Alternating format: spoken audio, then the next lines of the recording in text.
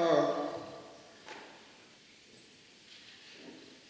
Imagine all the stars of the universe, including our own, the sun.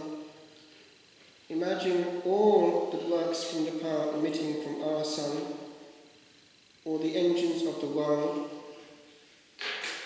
all the movement of plant and animal, clouds and earthquakes and seas. Add to that thought,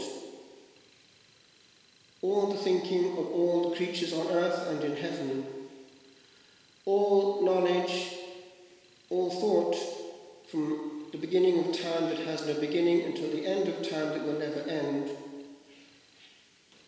Add also a third ingredient, a huge energy that drives it all in one direction, a part of which we know, love.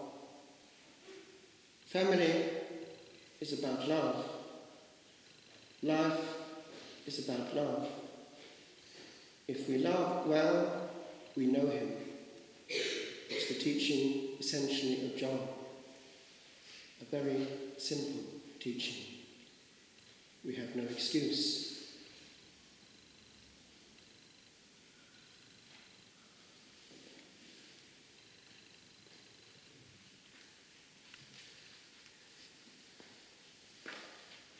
Somebody who influenced me massively in school days and ever since was our own Julian of Norwich,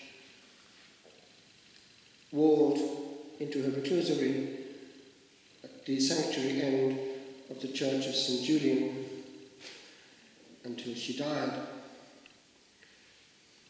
The first lady to write in anything resembling English.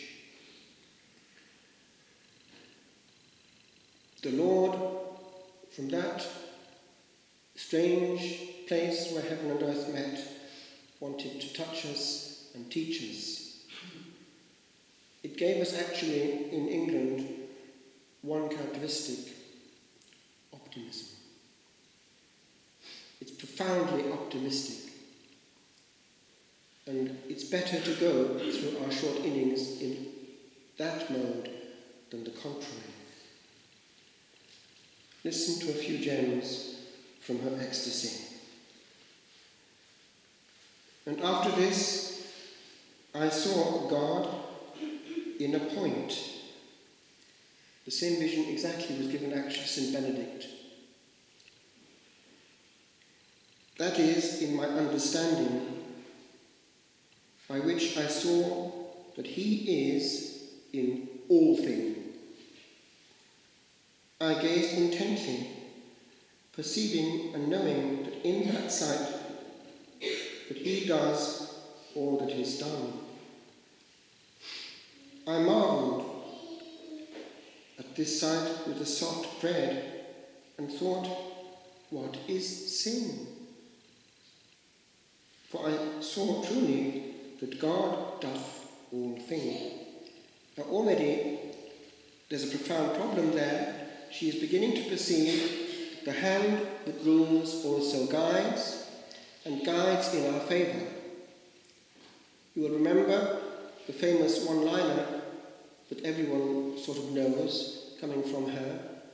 The Old English is, all things shall be well, and all things shall be well, and all manner of things shall be well. That is, that God has seen it all and is guiding it all.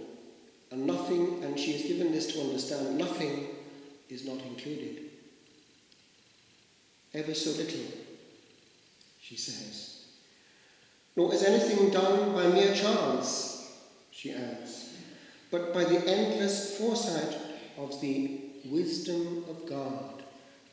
In the Greek liturgy, at a certain point before the Gospel, the deacon or the priest chants, Sophia, Orthos, wisdom, be upright. We stand upright before our teacher, who rules the world and wills it. Silence is the correct attitude before that, and it gives freedom. if we think we know how God should run the world, we're in trouble. He shouldn't have taken that person.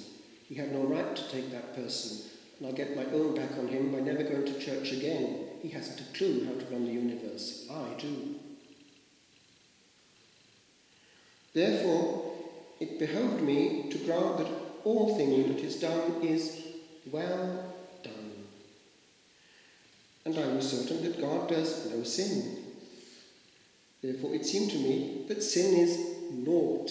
Now, she's given to understand that what's going on in sin is it is an extraction from his power, a stealing of his power, an obliging, as it were, his power to go the wrong way. It's withdrawal of good.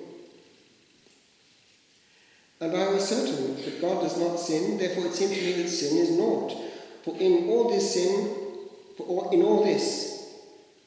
sin was not shown me.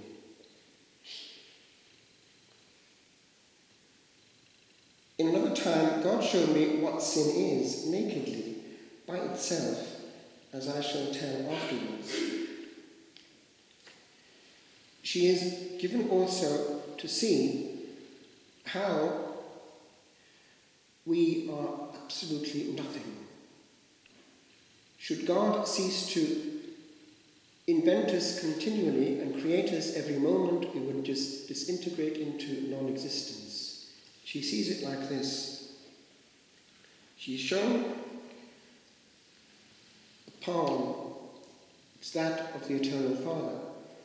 And she is allowed to see this in it. She saw in the palm of the Eternal Father's hand all that is. And it was as round as any ball. It was like a hazelnut in the hand of the Eternal Father.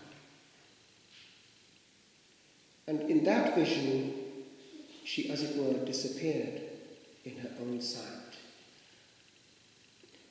Now, as a result of this, she did all her life one only thing. Through the open guichet that looked towards the tabernacle, she would love the one who'd shown her that all the universe was about love. I would invite you to do the same. We do many things on earth. We leak by many pores. Simplify. Use your affective powers to love in order. Order your emotions. Simplify your reactions. There are many things that are not worth trying to command or hold on to. The best way, actually, to be aware of that is to be next to someone in serious pain. Physical pain, especially. That person only wants one thing, a moment of relief. And we are right next to that person, not thankful for what we have.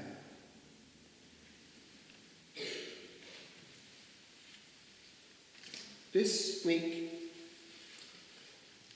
a lovely message came from a travelling lassie, and I would like to read it essentially to you because it's quaint and from the heart. Dear Father David, I hope this card find you well. I would like to thank you for coming to see me when I was in St. James, and your kind words, and also for the poem you written for me. I loved it. You always put a smile on my face, and there's a big smile on the card, from ear to ear. Even in the darkest hour. I'm back in Tullamore Hospital. God bless you, Father David, from your friend, Tracy MacDonald. I had written to her a sonnet at the very moment when her second leg was being amputated. When I went to anoint her, just before the operation, she woke up and simply smiled. What can I do? She never ever complained. And we complain for nothing. We're ungrateful for the gift of life. We throw it back. This same week, other texts were coming from another part of the travelling community in this vein. Marie, 23 years of age, has just tried to commit suicide. When they got her to hospital, they found that the overdose was so strong they couldn't do anything about it. The only hope was actually to extract the very liver. And they did. And there was, as it happens, an available, compatible liver. So they gave her a liver transplant at the age of 23. They had to induce perpetual coma when all this was going on. But what was their surprise when she wouldn't wake up? She was actually brain dead at 23, having thrown away a beautiful, young, unhandicapped, fully limbed life. I don't judge her. There were reasons, and I know about the reasons, but I do say that gratitude is the bottom line for life. It applies also in a family.